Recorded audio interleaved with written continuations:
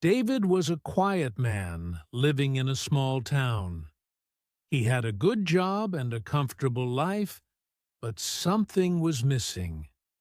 David always felt a little embarrassed when he tried to speak English.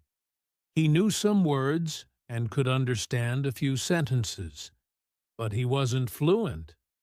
He often wished he could speak English more easily, especially when he met people from other countries. One day, David made a big decision.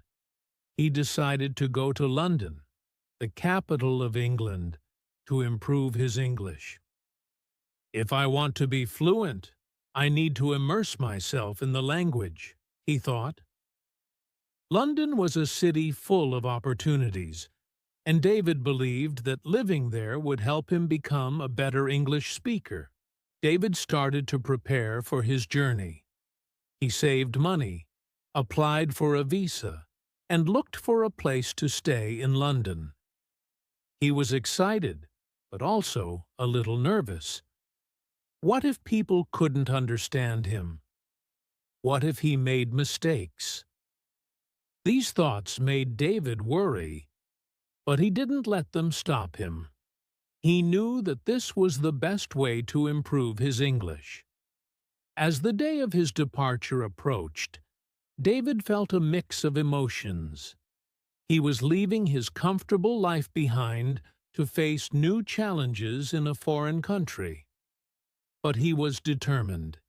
He packed his bags, said goodbye to his family and friends, and boarded the plane to London. David didn't know what the future would hold, but he was ready to face it with courage and determination. When David's plane landed in London, he felt a mix of excitement and fear.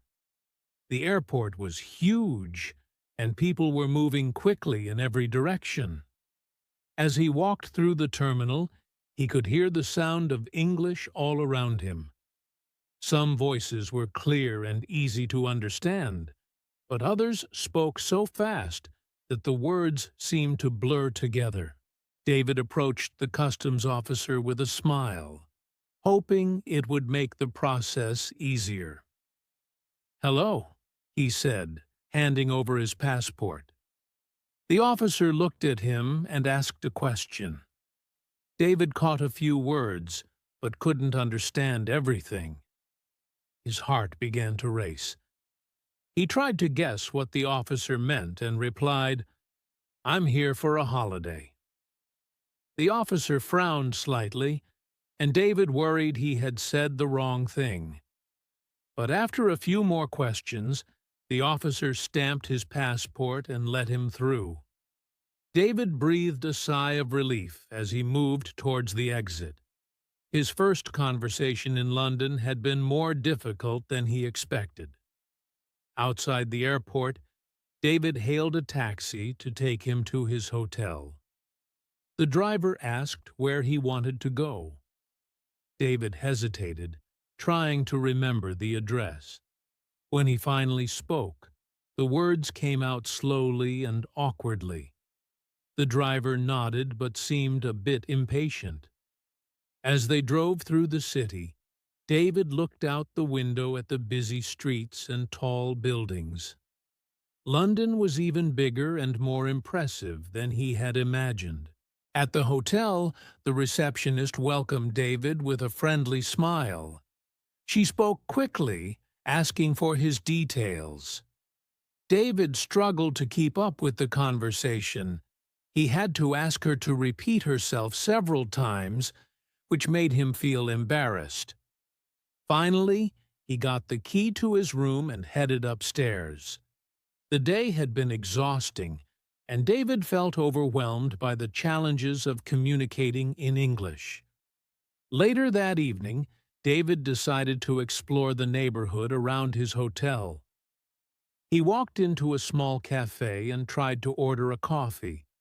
But when the barista asked him a question, he didn't understand. David smiled nervously and pointed at the menu, hoping that would help. The barista eventually figured out what he wanted But David felt frustrated.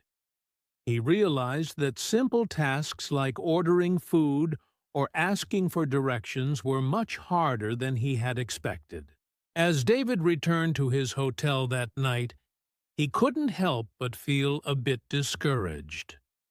London was exciting, but the language barrier was more difficult to overcome than he had imagined. However, deep down, he knew that this was just the beginning. He had come to London to learn, and he wasn't going to give up so easily. The next few days in London were tough for David. Every morning, he would step out of his hotel, determined to practice his English and explore the city. But each day brought new challenges. David soon realized that understanding English was only half the battle. Speaking it confidently was even harder. Whenever he tried to talk to someone, he found himself struggling to find the right words. Sometimes he would mix up his sentences, and people would give him puzzled looks. This made him feel embarrassed, and he often wished he could just avoid talking altogether. One morning, David decided to visit a local market. The market was full of life, with vendors shouting out their prices and customers bargaining for the best deals.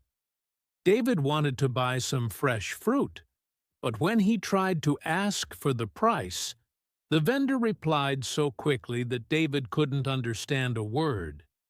He ended up just pointing at the fruit and handing over some money, hoping it was enough. The vendor gave him a strange look, but accepted the money. Later that day, David had another difficult experience.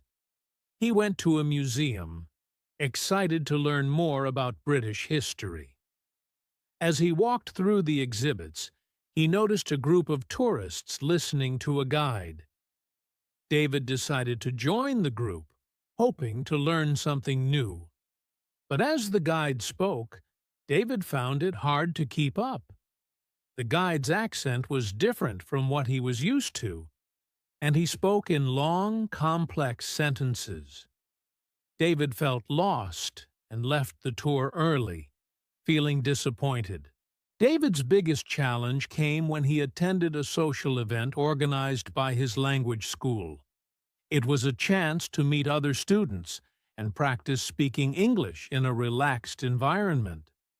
At first, David felt hopeful, but as he tried to join conversations, he quickly realized that most people spoke much better English than he did. They used words he didn't know and spoke with ease. David felt out of place and struggled to keep the conversation going. He could see the others getting bored, and eventually they drifted away to talk to someone else. That night, back in his hotel room, David felt discouraged. He knew he had made mistakes, and he couldn't help but feel like he wasn't improving at all. The challenges of speaking English in London were harder than he had expected, and he wondered if he had made the right decision to come here. But even in his frustration, David reminded himself of his goal. He had come to London to learn, and he wasn't going to give up now. Every mistake is a step forward, he told himself. I'll keep trying until I get it right. After a tough start in London, David realized he needed help if he was going to improve his English. He knew that learning on his own wasn't enough, so he decided to find ways to practice more effectively. One day, while browsing the internet, David came across an advertisement for an English conversation group. The group met every week at a local cafe, and it was open to anyone who wanted to practice speaking English. David thought it sounded perfect. He signed up and decided to attend the next meeting. When David arrived at the cafe, he was nervous. He didn't know what to expect, but as soon as he walked in, he was greeted by friendly faces. The group leader, a cheerful woman named Emma, welcomed David and introduced him to the others. There were people from all over the world, each with their own story and reason for learning English. David felt a bit more comfortable knowing he wasn't alone in his struggles. The conversation group was just what David needed. Each week, they would discuss different topics, from travel and culture to daily life in London. At first, David found it difficult to keep up. But as the weeks passed, he started to notice small improvements. He was able to follow the conversations more easily, and his confidence grew as he practiced speaking in a supportive environment. In addition to the conversation group, David also decided to join a language class. The class focused on grammar, vocabulary, and pronunciation, helping David build a stronger foundation in English. The teacher was patient and understanding, always encouraging the students to ask questions and practice speaking. Outside of the group and the class, David began to adopt new learning strategies. He started watching English TV shows and movies with subtitles, which helped him get used to different accents and speaking styles. He also listened to podcasts and audiobooks during his daily walks around the city. This constant exposure to English helped David pick up new phrases and expressions that he could use in conversations. David also made a habit of reading English books and newspapers. He started with simple books and articles, gradually moving on to more complex texts as his reading skills improved. Whenever he came across a word he didn't know, he would look it up and write it down in a notebook. Over time, his vocabulary grew, and he found himself understanding more and more of what he read and heard.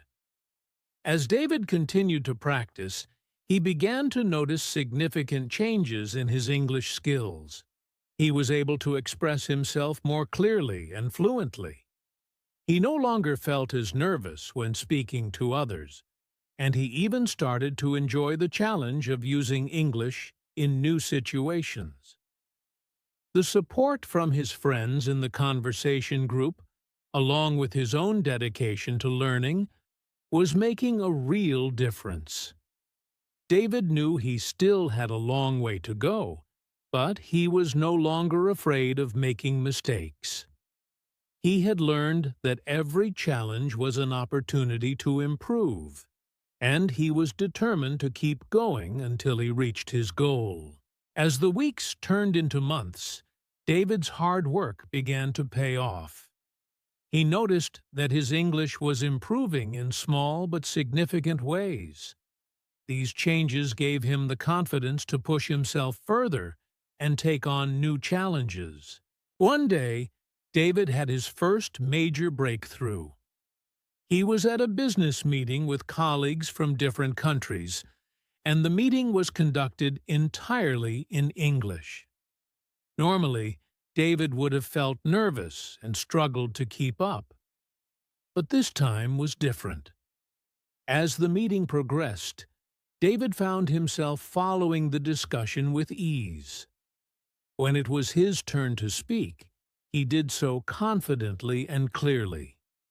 His words flowed naturally, and he was able to express his ideas without hesitation. After the meeting, one of his colleagues even complimented him on his English, which filled David with pride. Another breakthrough came when David was invited to a friend's dinner party. The event was informal, and the guests were from various parts of the world. As they sat around the table, the conversation shifted from one topic to another, with everyone sharing stories and opinions. In the past, David would have struggled to join in, but this time he was able to participate fully. He told a few stories of his own, using phrases and expressions he had learned from his conversation group and language class. The guests laughed and engaged with him, and for the first time, David felt like he truly belonged in the conversation. David's most rewarding breakthrough happened when he visited a local bookstore. He had been practicing his reading skills, and on this particular day, he decided to buy a novel written in English. It was a book he had always wanted to read, but he had been too intimidated by the language to try. With newfound confidence, David bought the book and started reading it that evening. At first, he had to look up a few words, but as he continued, he found that he could understand most of the story. He was so absorbed in the book that he read for hours without noticing the time pass. These moments of success showed David how far he had come.